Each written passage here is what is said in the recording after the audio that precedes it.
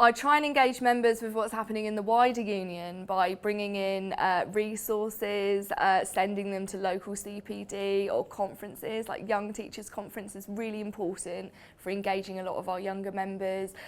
We get in free merchandise as well from the union, so sometimes we use lanyards and make sure everyone's got a lanyard, and also we use like takeaway cups to promote the union and just get the logo around the workplace. So to inform members of what's happening inside school and then also in the wider union, I've set up an email group. The union's provided members of everyone in the National Education Union in my school, and so I've set up a group and emailed them as regularly as possible.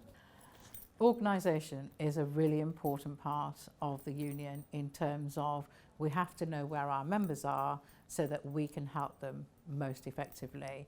So getting people together, having a quick meeting, maybe having a quick union meeting in your staff room to inform people what our latest campaigns are, where we're going and what they can do to help is always brilliant. It's really important to have regular meetings in your workplace because that face-to-face contact is so important to remind members that the union exists outside of their workplace.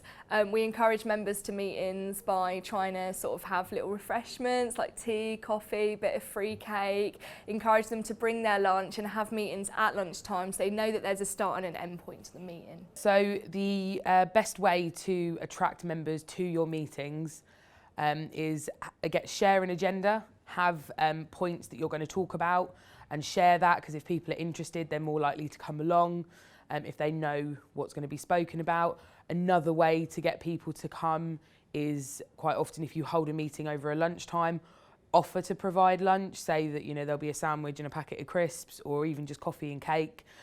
People are much more likely to come and spend their lunchtime with you talking about union issues if they're getting something out of it, and something very easy to provide is food.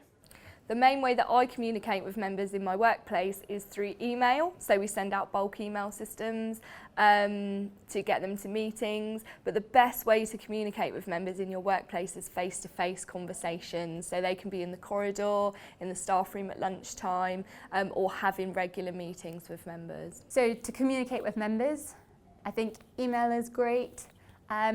Talking to as many members as possible. And understanding, listening to their experiences of the union and listening to what they think is important. And I try and announce anything that's happening within the school in our staff meetings so that everybody is aware